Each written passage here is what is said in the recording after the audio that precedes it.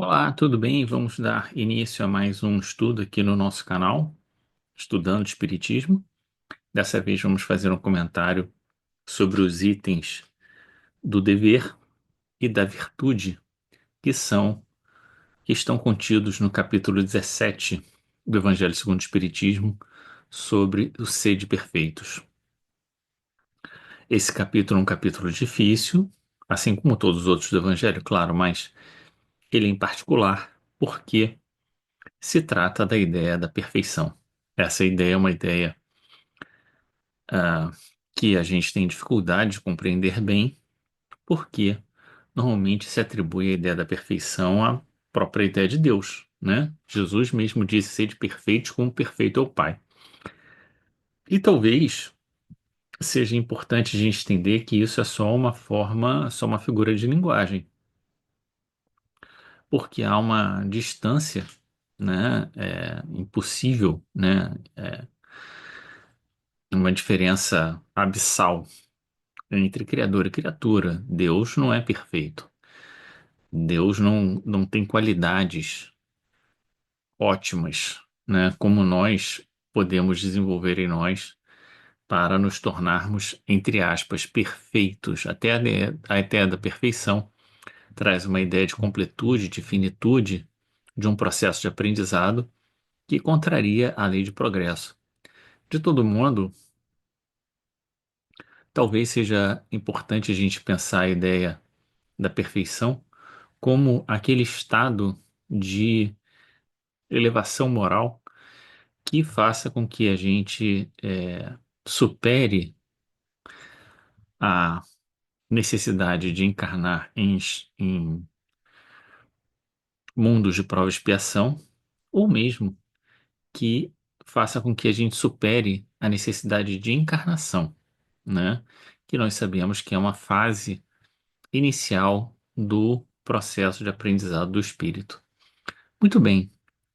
De todo modo, esse capítulo é aberto com uma passagem de Jesus, que Jesus fala exatamente isso: sede perfeitos como perfeito é o Pai. É muito curioso que Kardec usa essa passagem duas vezes no Evangelho segundo o Espiritismo. Uma, quando ele se reporta ao amor aos inimigos, e a outra nesse capítulo Sede Perfeitos. Ele pega a mesma passagem, só tirando um versículo num caso e acrescentando no outro, né? Então fica ali uma diferença de um versículo para cima, um versículo para baixo. Exatamente, o Sede Perfeito com Perfeito ao Pai, ele inclui no capítulo Sede Perfeitos e retira no capítulo sobre o amar os inimigos.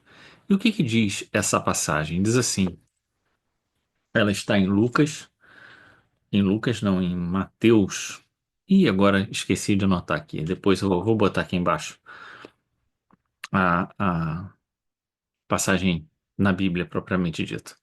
Mas diz assim, eu acho que é Mateus 5, 43 a 48.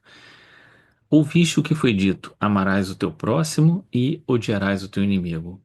Eu, porém, vos digo: amai os vossos inimigos, bendizei aos que vos maldizem, fazei bem aos que vos odeiam e orai pelos que vos maltratam e vos perseguem, para que sejais filhos do vosso Pai que está nos céus.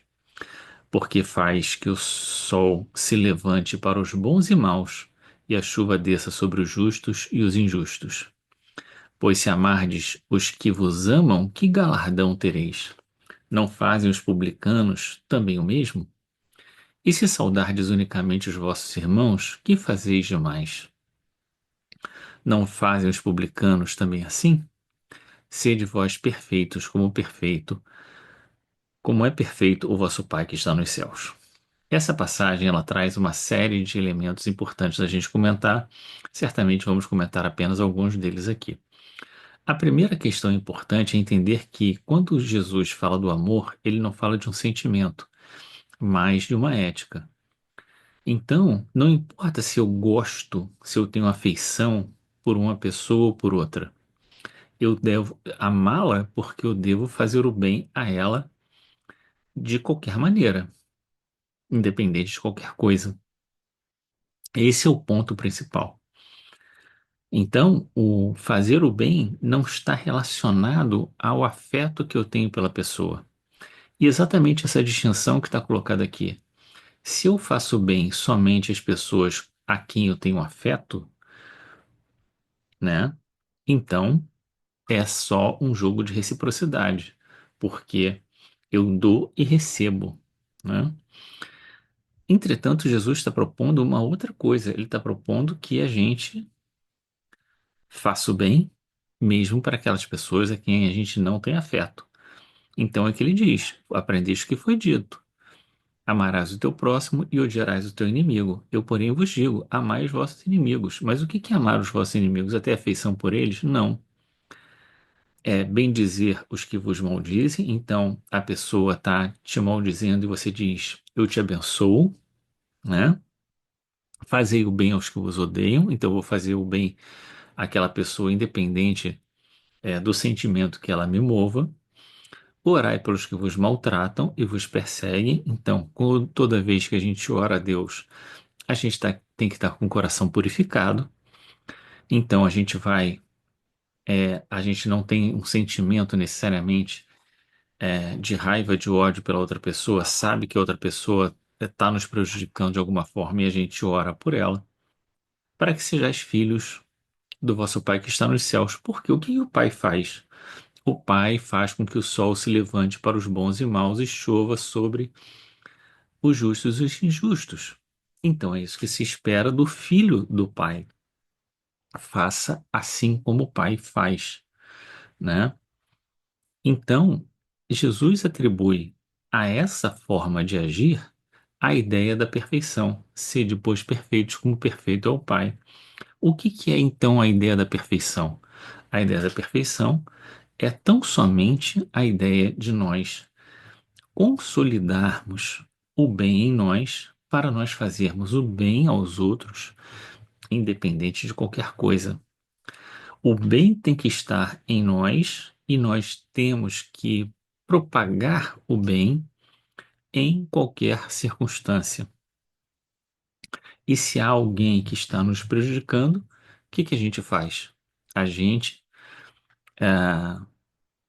bendiz, a gente ora, a gente retribui o mal com o bem, e essa é isso que é esperado. Então, quando a gente pensa na mensagem do dever e na mensagem da virtude, nós temos que pensar dentro desse contexto. Esse contexto da perfeição, sendo a perfeição essa ideia da consolidação do bem no nosso coração, independente de quem esteja do contexto ao nosso redor. Por quê? Porque esse é o nosso exercício provacional. Estamos num mundo de prova e expiação, um mundo difícil, onde todos nós somos difíceis, temos as nossas dificuldades internas, os outros têm as suas, né? E na nossa relação com o outro, o amor é a capacidade de continuar fazendo o bem que já conseguimos em qualquer contexto que estejamos. Mas qual é o nosso dever moral? É isso que nós vamos ver aqui, né? Então, o que diz a mensagem sobre o dever moral? Diz o seguinte: o dever é a obrigação moral da criatura para consigo mesmo em primeiro lugar e em seguida para com os outros. É a lei da vida. Muito bem, mas ainda não especificou exatamente o que significa o dever. Depois vai dizer: o dever é muito difícil de realizar-se, de cumprir-se. Por quê? Ele vai de encontro, ele está em antagonismo com as seduções do interesse e do coração. Então, qual é a dificuldade de nós cumprirmos o amar ao inimigo?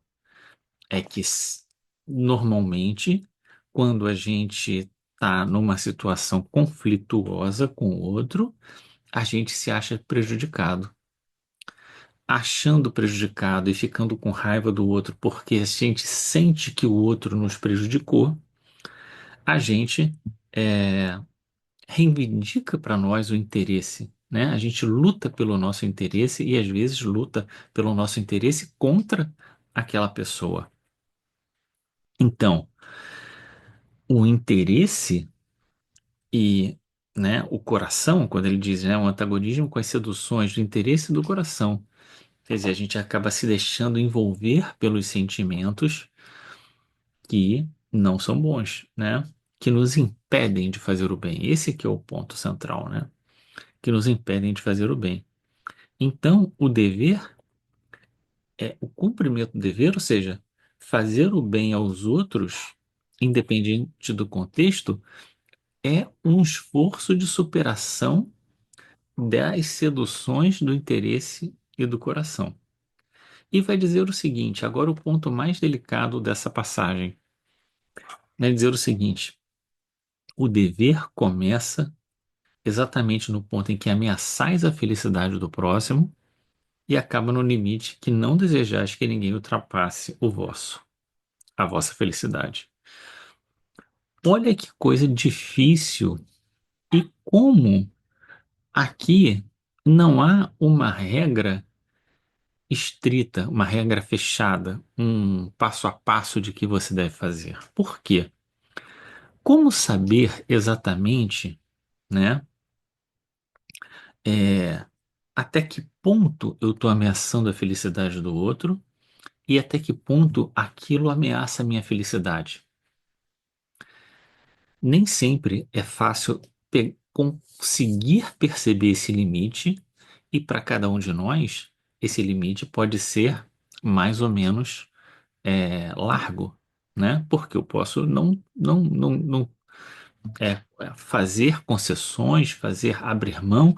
Isso não está me afetando a minha felicidade, então não tem problema, né? Por outro lado, pode ser que qualquer coisa ameace a minha felicidade, né? Como resolver isso? Aí há uma passagem na sequência dessa mensagem que é uma das passagens que eu mais gosto do Evangelho segundo o Espiritismo, que é quando fala sobre a igualdade da dor. O que que significa a igualdade da dor? Diz assim: Deus criou todos os homens iguais para a dor. Pequenos ou grandes, ignorantes ou instruídos, todos sofrem pelas mesmas causas, a fim de que cada um julgue em sã consciência o mal que pode fazer. Não existe o mesmo critério para o bem, infinitamente mais variado nas suas expressões. A igualdade diante da dor é uma sublime providência de Deus, que quer que todos os seus filhos, instruídos pela experiência comum, não pratiquem o mal, alegando ignorância dos seus efeitos. Então, quando a gente tem a referência de que o dever começa exatamente no ponto em que ameaçais a felicidade do nosso próximo, a gente tem que pensar se, né, nós estivéssemos na posição dele, se isso não traria para a gente um motivo de tristeza, de infelicidade, de sofrimento, de angústia ou de qualquer outra coisa. Por quê? Porque todos nós somos iguais para a dor. Todos nós sabemos o que é ter o tapete puxado, ter alguém que não está falando a verdade para gente, ter alguém que trai a nossa confiança, ter alguém que, né? Todos nós sabemos o significado dessas coisas, né? E o que que nós estamos fazendo? Como nós estamos agindo? Então, todas as vezes que nós percebemos que estamos fazendo o mal, ou seja, propiciando alguma coisa para o outro, que nós sabemos que se fosse conosco, nós estaríamos numa posição difícil de sofrimento, de angústia, de insegurança ou qualquer outra coisa, nós temos o dever de não fazê-lo. Nós temos o dever de não fazê-lo.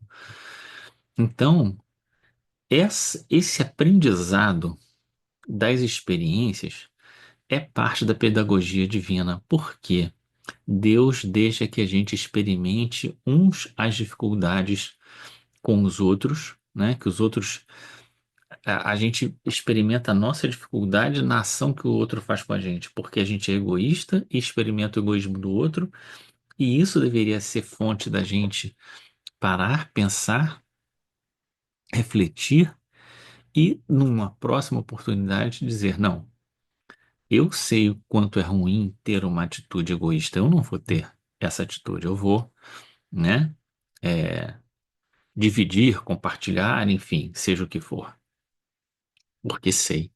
Então você tem um dever moral. Então o dever moral tantas vezes vai contra os nossos interesses. Por quê? Porque na verdade eu não queria fazer isso. Porque para o mundo eu posso estar sendo prejudicado.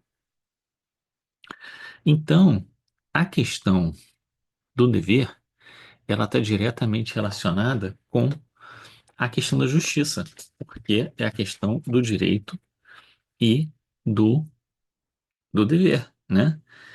É aquilo que é justo, aquilo que deve ser feito. Então, na questão 876 do Livro dos Espíritos, se pergunta: posto à parte o direito que a lei humana consagra, qual a base da justiça segundo a lei natural? Então, queira cada um para o outro aquilo que quereria para si mesmo. E aí o princípio da igualdade da dor é fundamental exatamente para dar para nós essa baliza. E no finalzinho, né? No finalzinho não, na nota de Kardec a essa questão 876, Kardec vai dizer o seguinte: em todos os tempos e sob o império de todas as crenças, sempre o homem se esforçou para que prevalecesse o seu direito pessoal. A sublimidade da religião cristã está em que ela tomou o direito pessoal por base do direito do próximo. Então, aqui há um outro critério importante da gente pensar a questão do direito e do dever, que é a ideia de que tudo que eu tenho direito, que eu reivindico para mim como direito, o outro também tem. E se eu quero ser cristão, a ideia é que eu devo respeitar o direito do outro, tanto quanto o outro deve respeitar. Quero que o meu direito seja respeitado. E quando há um conflito de direitos? Aquele que é cristão é aquele que abre mão, que cede primeiro. Hum. Porque coloca o outro à frente de si mesmo, né? Amar o próximo, coloca o outro à frente de si mesmo. Mas e se isso causar sofrimento? A gente volta na questão de ameaçar a sua felicidade. Você consegue fazer isso tranquilo, sabendo que você está reconhecendo o direito do outro, que é importante, que você não quer causar um mal ao outro e isso te deixa tranquilo? Ótimo. Se isso ainda não te deixa tranquilo, então talvez, né, você possa reivindicar para si o direito de, né, como ele diz aqui, o dever de fazer termina quando a gente tem a nossa é, felicidade ameaçada e, portanto, a gente vai lutar então pelo nosso direito. O- né? Essa questão é insolúvel, num certo sentido, do ponto de vista de cada um se sentir prejudicado e lutar pelo seu direito, mas é exatamente aí o ponto das discórdias e é exatamente aquilo que a gente coloca, vê o contraponto do amar, do ser de perfeitos. Porque o ser de perfeito é aquele que vai fazer o bem, ou seja, vai bendizer o outro, né? Vai tentar agir em favor do outro, mesmo que não tenha afeto por ele. E, portanto, não entraria necessariamente nessa disputa de direitos. Muito bem, mas talvez para o cumprimento do dever a gente tenha que ter uma atitude virtuosa. Na mensagem do Evangelho, a Lázaro, que é quem comenta a ideia da virtude, vai ter uma apreensão sobre o que é virtude de maneira talvez um pouco mais próxima. daquilo que nós entendemos como virtude. Ele diz que ser virtuoso é ser caridoso, laborioso, sóbrio, modesto, né? Que essas são qualidades de uma pessoa virtuosa.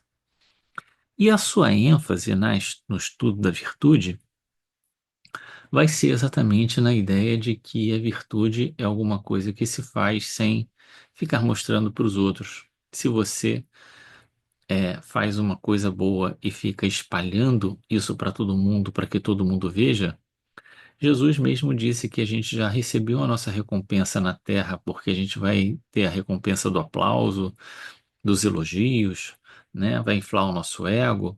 E não é essa a ideia. A ideia da virtude é a ideia daquela pessoa que faz o bem pelo bem, que consegue fazer as coisas porque sabe que está cumprindo o seu dever, independente de qualquer outra coisa, porque está consolidando o bem dentro de si e não porque quer o aplauso dos outros. Muito bem. Entretanto, quando a gente pega a questão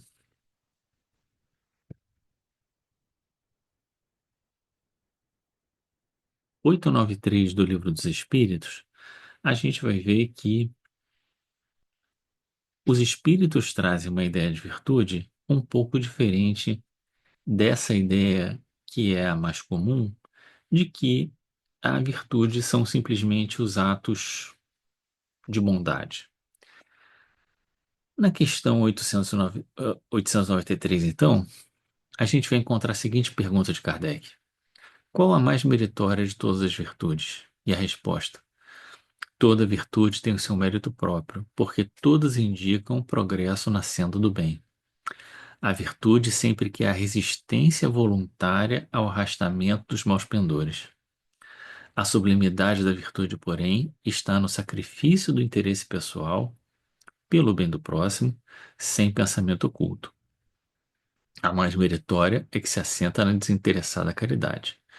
Então, observe que o ponto central aqui da virtude não está numa forma de agir, vamos dizer assim, já consolidada em si mesmo, né? O que ele vai chamar de virtude é a resistência voluntária ao arrastamento dos maus pendores. Então, observe que a virtude é uma ação daquele que ainda não conseguiu, daquele que está lutando. Está lutando para resistir voluntariamente. E o voluntariamente tem uma questão importante, porque significa que você sabe que você está fazendo. Então é muito importante a gente não se culpar se a gente passa por algum tipo de dilema, de luta interior conosco mesmos, com os nossos sentimentos ainda menos bons, ou com o nosso interesse, porque ele vai dizer, né? A sublimidade da virtude está no sacrifício do interesse pessoal, mas você tem que fazer isso de forma voluntária. É uma resistência voluntária. Você sabe do que você está fazendo, né? Colocando uma resistência ao arrastamento dos maus pendores. E quando você faz isso, você está se superando, né? Você está tornando-se melhor, você está construindo o bem dentro de você, porque a construção do bem em nós é exatamente a construção de uma regularidade no bem. Então, no Evangelho segundo o Espiritismo, no capítulo 7, no capítulo 8 do Pecado por Pensamento, no item 7, deixa eu ver aqui qual é o capítulo 8 do Evangelho segundo o Espiritismo, que eu estou aqui com Bem-aventurados os puros de coração, que vai falar sobre o pecado do pensamento. Ali vai dizer o seguinte: existe uma certa progressão nessa luta interior. Existem aqueles que nem pensam mal, esses já têm uma, uma vitória sobre si mesmos. Há aqueles que, ao contrário, nem pensam bem, estão completamente envoltos, envolvidos nas suas paixões e nos seus interesses. Esse o progresso ainda nem começou. E há aqueles que lutam, né, contra a si mesmos. Esses estão no caminho, né? É preciso que a gente entenda que o nosso caminhar, ele não é um caminhar de que uma vez que você acertou, você vai acertar todas as outras.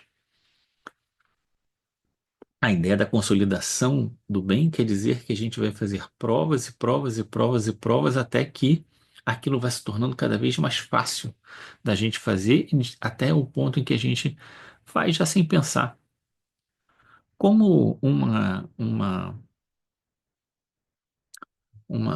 uma soma, né? Que a gente tinha muita dificuldade quando era criança de fazer, contava nos dedos, tinha que usar cubinho, tinha que usar formas para a gente conseguir entender, e depois isso se torna um negócio que a gente surpreende se não vamos dizer nem erra, mas se equivoca, né? É a mesma história conosco. Então, uma primeira conquista é um passo muito importante, mas ela tem que ser seguida da segunda, da terceira, da quarta, da quinta, e esse é o caminho da virtude. A virtude está nessa superação, portanto, ela está exatamente nessa luta interna. Na questão 894, pergunta: e quem não precisa mais lutar? Já lutou no passado, né? Isso quer dizer exatamente que já fez a conquista, o bem se tornou um hábito, né? Aquilo que para a gente é excepcional, que é difícil, que a gente ainda está lutando, em outros contextos de espíritos mais elevados, é o feijão com arroz, é o que todo mundo faz, ninguém, ninguém tem mais esse esforço de realização, né? Então, essa ideia do, da virtude, ela vai aparecer em outras mensagens quando a gente encontra a questão 641, por exemplo. Será tão repreensível quanto fazer o mal ou desejá-lo? E a resposta: conforme a virtude em resistir-se voluntariamente ao mal, que se deseja praticar, sobretudo quando a possibilidade de satisfazer-se a esse desejo. Se apenas não pratica por falta de ocasião, é culpado quem o deseja. Ou seja, você ia fazer, só não fez porque não deu, não conseguiu, e você não criou resistência nenhuma, você só não teve oportunidade. É diferente quando você tem a oportunidade se apresenta e você para e pensa, não, não vou fazer isso porque isso não vai ser legal, não vai acrescentar nada para mim, isso não vai me trazer felicidade, deixa quieto. Na questão 645, pergunta: o homem que se acha de certo modo mergulhado na atmosfera do vício, o mal não se torna um arrastamento irresistível? Arrastamento sim, irresistível não. Porquanto, mesmo dentro da atmosfera do vício, com grandes virtudes às vezes deparas. São espíritos que tiveram a força de resistir e que, ao mesmo tempo, receberam a missão de exercer boa influência sobre os seus semelhantes. Então, a gente vê aqui novamente a ideia de que a virtude está na resistência aos interesses, aos maus pendores, aos nossos vícios, né? E o que é importante aqui é a ideia de que, e assim tem que ser, né? A ideia de que se nós tivermos vontade, nós somos capazes de vencer a nós mesmos.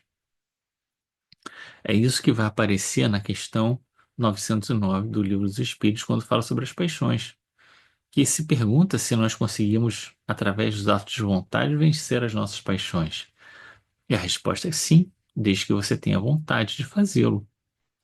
E aí, na questão 911, se pergunta se não existem ah, paixões tão fortes que sejam irresistíveis. E a resposta é: olha, que existem paixões fortes, isso não tem dúvida. Mas irresistível não, basta você ter vontade, basta você se disciplinar, basta você estar consciente do que você está fazendo. Ninguém é obrigado a agir de uma forma ou de outra. E a gente observa então que há um casamento entre o dever e a virtude, porque exatamente nessa luta, né, contra nós mesmos, contra as nossas tendências, contra o nosso, que nós vamos conseguir deixar de agredir o outro, de culpar o outro, de sempre estar, né, ou de simplesmente lutar pelo nosso interesse material, pelas nossas coisas, etc., e começar a enxergar o outro reprimindo em nós, a ideia de lutarmos e queremos tudo para nós, simplesmente, né? Então, a ideia da resistência, a ideia da ação voluntária, ação que você faz porque você tem vontade, você movimenta a sua vontade, o seu desejo. Quero fazer diferente, quero fazer melhor, vou resistir, perco agora, mas não tem problema, vou para frente porque sei qual é o meu destino, qual é o meu caminho, sei, né, que existe uma realidade espiritual que é maior do que tudo isso que nós vivemos. Então, dever e virtude, embora tenham fundamentos muito diferentes, são dois elementos que não podem andar separados, né? Toda vez que você é virtuoso, né? Toda vez que você cumpre o seu dever, você está sendo virtuoso, e às vezes o ser virtuoso é uma conquista de você consigo mesmo. E isso é um último ponto importante da gente comentar, né? A gente tem que entender que todas essas conquistas são da gente, do espírito, e que Deus sabe, Deus vê o nosso esforço interno. Ninguém precisa saber necessariamente ou nos aplaudir, né? Mesmo que a gente sinta aquela, aquele sentimento de que, puxa, fizemos a coisa certa, puxa, eu vou contar para as pessoas que eu estou tão feliz que eu fiz, e aí você acaba perdendo, perdendo, né? Porque você ganha de um lado, mas acaba cedendo ao amor próprio, ao orgulho e tudo mais. Essas passagens são passagens para a gente ler e meditar bastante. A questão do dever certamente é o ponto central que a gente deveria olhar constantemente para ele, porque a questão 914 do Livro dos Espíritos diz que a gente só é infeliz quando se afasta da lei de Deus. Então, se eu estou sendo feliz, é porque eu não estou cumprindo o meu dever corretamente. E o que eu preciso fazer? Quais são os elementos que eu preciso vencer em mim mesmo para cumprir o meu dever, olhar para o outro, perceber o quanto a gente pode acabar levando sofrimento para as outras pessoas e o quanto ainda há em nós de interesse, de orgulho, de vaidade que a gente precisa superar, né, como atos virtuosos em nós. Muito obrigado por ter chegado até aqui. Espero que você, sua casa, sua família, sua vida sejam abençoados nesse momento e que a gente possa, numa outra oportunidade, fazer um outro estudo sobre a doutrina espírita e o pensamento de Allan Kardec. Tá bom? Grande abraço, fica com Deus. Tchau.